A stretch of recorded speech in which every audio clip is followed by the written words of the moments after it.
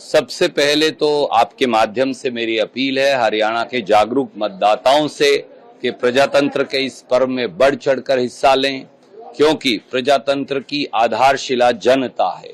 जब जनता वोट करती है तो प्रजातंत्र मजबूत होगा। ज्यादा से ज्यादा संख्या में बाहर आए, एक वोट भी घर पर ना रहे, ये सुनिश्चित करें।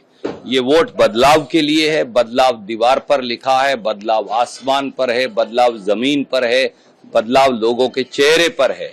क्योंकि लोग 10 साल के कुशासन के कुचक्र से थक गए हैं, भ्रष्टाचार से थक गए हैं, भाई भतीजावाद से थक गए हैं, किसान के उत्पीड़न से थक गए हैं, नौजवान की व्यथा से थक गए हैं।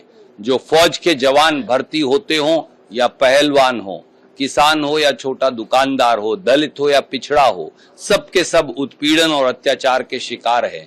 इसलिए एक क्रांतिकारी बदलाव होगा और वो क्रांतिकारी बदलाव की बिसात एक एक वोट से निर्धारित होगी।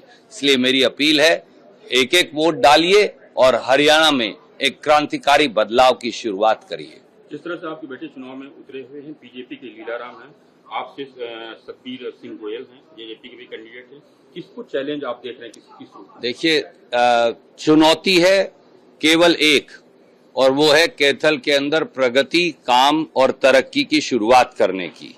बीजेपी के उम्मीदवार ने तो खुलेआम मन से कहा, आपने दिखाया भी कि वो कहते हैं कि बीजेपी के उम्मीदवार सबसे बड़े गुंडे हैं, उनसे बड़ा गुंडा कोई नहीं।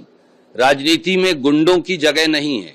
राजनीति को शराफत चाहिए, भाईचारा चाहिए, प्रेम चाहिए, ईमानदारी चाहिए, काम, तरक्की और विकास चाहिए, और यही मापदंड होना चाहिए विधायक और सरकार चुनने का। धन्यवाद। जिस तरह से सीएम फेस की बात की जा रही है, बार बार कुमारी सैलजा का नाम आ रहा है, हुड्डा जी का नाम आ रहा है, आपके भी नाम आ रहे हैं, किस तरह से देखते हैं? आकांक्षा रखना बुरी बात नहीं तो वनप्रस्थ आश्रम जाकर रिटायरमेंट ले लेनी चाहिए।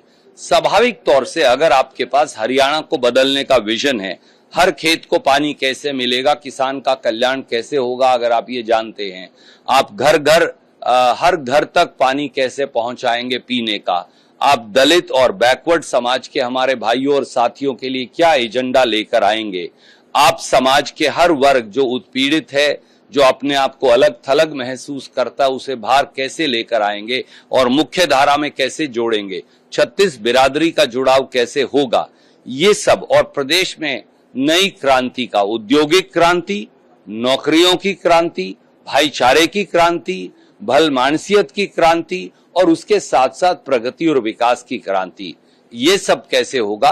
तो स्वाभाविक तौर से आपको आगे बढ़ना है और आपको ये आकांक्षा रखनी है कि आप प्रांत को चला सके, पर व्यक्तिगत आकांक्षा पार्टी के अनुशासन से बड़ी नहीं।